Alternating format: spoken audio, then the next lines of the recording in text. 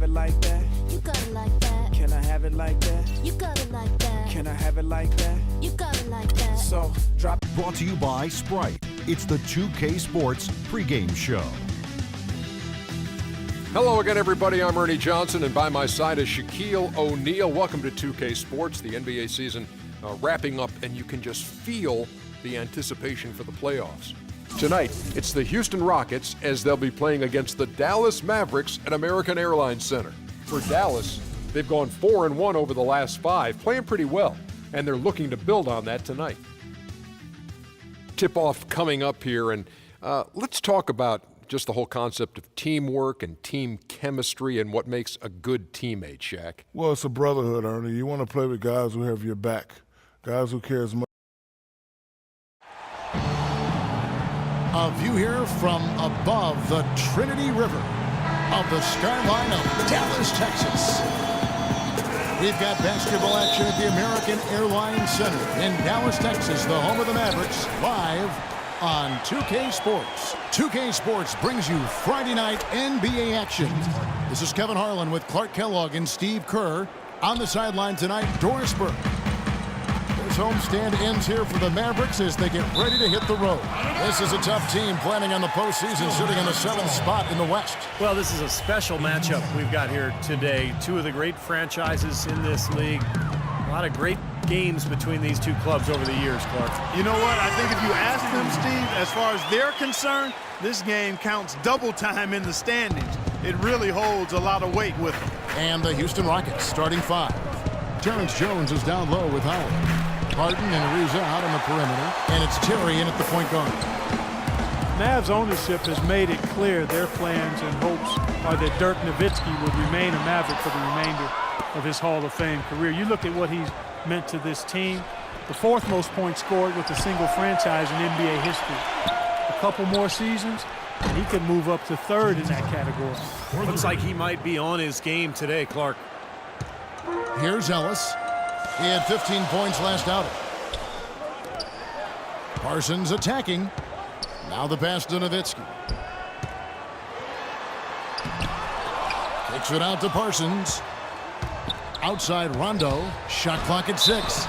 And yes, sir, that one drops. Well, he wasn't phased at all by the bigger man on him. On the low block, I thought he might be. You know, Steve, I thought maybe he'd prefer to bring him out to the perimeter, but whatever works, go to it. And Steve, you talk about Nowitzki's career with the Mavs, a perennial playoff contender with 2 trips to the finals and, of course, the 2011 title. Well, he's been the cornerstone. I mean, not just a great player, but a great teammate as well. Just the way he approaches his work on a daily basis. The influence that he's had on that franchise is just remarkable. And the investment that they've made in him and vice versa has pretty much made the Mavericks over the last decade plus. Here's Chandler. James Harden picking up that last basket. Rondo gets the bucket. Beautiful reverse. He got his glide on and left the D in the rearview mirror. For the Houston Rockets, they won their last contest in that game against Utah. Well, Kevin, they constructed a perfect offensive game plan going into that game, and it was quickly apparent how powerless the defense was to stop it. Powerless is a good way to put it, Steve. We're unlikely to see that many uncontested baskets again anytime soon. Now here's Howard, following the miss by Terrence Jones. And you know why he was open there. They didn't commit too much defense to him, and you can see why. He has trouble making that shot. And it's Nowitzki missing. And poor shooting from him this quarter. His shooting percentage nowhere near where he'd like it to be. They get it back. Ariza passes to Jones. Ariza kicks to Howard. Harden outside. First quarter of basketball, just over 2.5 minutes played. And even after 2 offensive rebounds, they just can't get the lid off. And there's the call on Howard. That's his first foul. Second team foul. Parsons against Ariza. Chandler outside. Ellis goes in, and they're unable to get the tying basket there. Houston's gone 2 of 5 from three-point land here in the first quarter. Got that one up quick. And that's now 11 points for James Harden. He has really put his foot on the pedal this quarter, doing a tremendous job leading their offense. Kicks it out to Ellis. Outside Rondo. Rejected by Howard. Chandler with the steal. Outside Rondo. On the wing, Ellis. Terry covering. Rondo drives in. Blocked. And here in the first quarter, with a little over 3.5 minutes played, Jones dishes to Harden. Unloads. Another miss by Harden. Mavericks trailed by 5. And Parsons kicks to Chandler. Here's Nowitzki. And the shot is long. Well, bad timing. His team trailing, and this has not been a quarter that he'd like to remember. Nice shot by Terry. Well, Dallas coach Rick Carlisle has demonstrated his versatility throughout his coaching stops in Detroit, Indiana, and Dallas. Not really a system coach. He adapts to the talent that he has on each individual team and goes accordingly. Rondo, good. And now the first timeout called here for the Rockets. Well, it's been said about Rajon Rondo that he's the smartest guy in the room and also might be the most stubborn.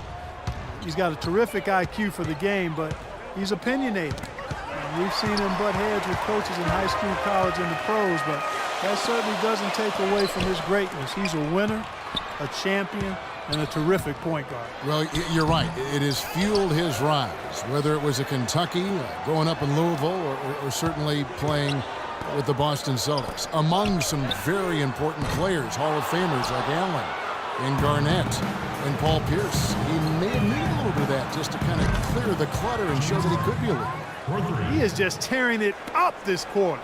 That lead's not going anywhere while he's this hot. They need a good offensive possession. Yeah, they've had a number of empty ones, a long time without a basket. They got to find something, you're right. And it's the Rockets on the break. Harden's got the ball, and there's the foul on the shot. He'll go to the line for 2.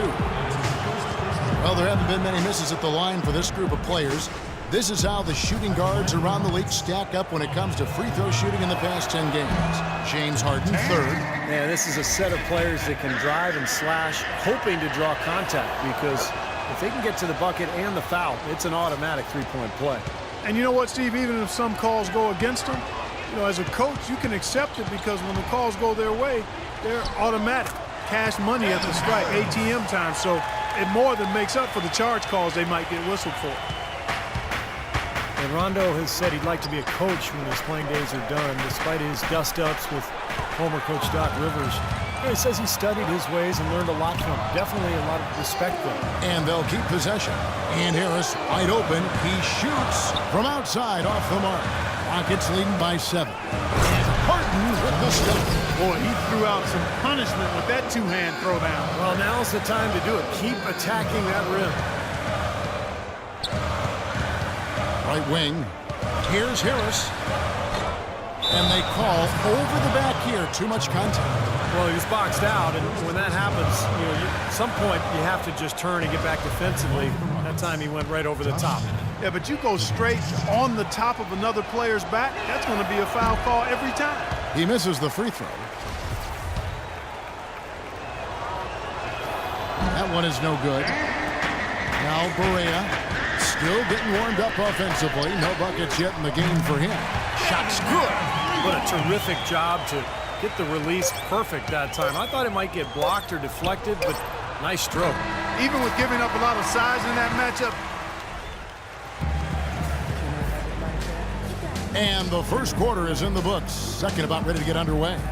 Guys, for the Rockets, what jumps out to you from a numbers standpoint? And I'm just so impressed with the long-range shooting. They have really lit it up from outside. Yeah, the sharp shooting from deep, a big part of their lead, and they're playing with confidence and shooting it well.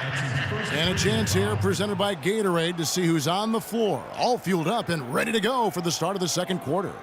So on the floor for Houston, Pablo Prigioni is out there with Corey Brewer. Then it's Trevor Ariza. Then it's Smith, and it's Dorsey in at the pivot spot, manning the middle. Parsons checked in for Al-Farouq Aminu. Houston leading by 4. Dishes to Ariza. Smith inside, defended by Nowitzki. Prigioni for three. Parsons with the rebound. Not sure about that one, guys. That was really deep, especially for him. He's not a great shooter from out there. Not sure what he was thinking about there. Stoudemire the pass to Jefferson. Brewer wishes to Prigioni. Ariza kicks to Brewer. And he gets the bucket. Brewer's got his first points of the night. And an important part of every team's game, a look at the hustle stats for the Rockets. Where their frenetic defense has really been impressive, putting a lot of pressure on ball handlers and turning them over. Something else they've done right so far from the get-go tonight is run. I mean, so much of their offense has come off the fast break. I'm not sure that was the play they had set up, but it was too good a look to pass up. You know, Josh Smith is a very talented player, but if you have to pick his game apart, he's a bit of a tweener. You know, he's not really a power forward in a traditional sense, but not a three-man either. He's an athlete who can do a lot of different things, but so much depends on the players he has around him. It needs to be the right fit. Let's go to our sideline reporter, Doris Burke. Doris, what do you have? Guys, as we know, Dwight Howard used to covet the big market. His friend Josh Smith had said he's addicted to being global. And Howard even admitted people were in my ear about being in a bigger place and bringing more dollars in. Nowadays, it's not about where you play. Unfortunately, I had to learn that lesson in front of the whole world. Kevin? His image took a hit, Doris, but he's learned from it, obviously. Thanks.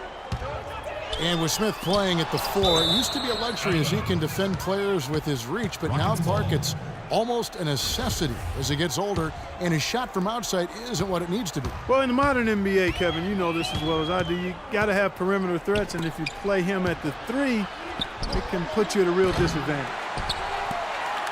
Mavericks trail by 10. Nobody near Parsons. Again, the miss by the Mavericks. That's a shot you've got to take if you're looking for the three-pointer. I mean, the defense was nowhere around. Howard with it, picked up by Nowitzki. Kicks it out to Terry. Another shot. Offensive rebound. Pass to Brewer. Ariza has the open look. Buries it from three-point range. Most any NBA player can make you pay when you leave them that wide open. That's why you have to stay alert on defense. And a wide open look here for Ellis. And they come right back with their own three-pointer. This is great. Three-pointers going down quickly at both ends. Yeah, it took them no time to answer back on that possession. Ariza goes in. Kicks it out to Terry.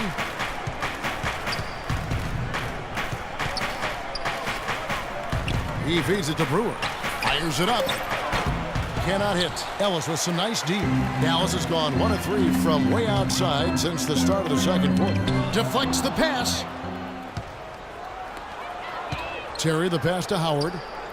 Houston moving the ball around. Ariza has the open look. That doesn't go either for Ariza. Mavericks trail by 10. In the corner, Parsons with it. That's short off the rim. And a nice job there defensively, just getting a hand up enough to bother the shot. Yeah, that was very nice. Impressive. It made it a much more difficult shot.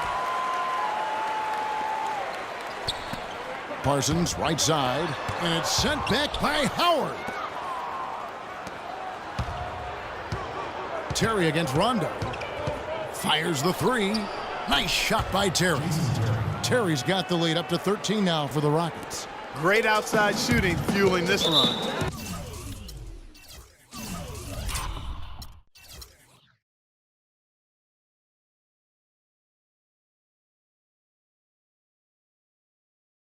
On National Championship Monday, just one game on the NBA schedule. This is the Daily Zap. Nets and Blazers making up a game from the postponed original date on January 26th. The Nets went to the Eastern Conference Player of the Week early and often. Brook Lopez scored 13 in the first quarter. His twin Robin was able to slow down Brook, at least on that possession. The Blazers giving the night off to LaMarcus Aldridge, Chris Kaman, and Nick Batum. The Nets led by as many as 16 in the first half, and in the second, Brooklyn got the lead up to 22.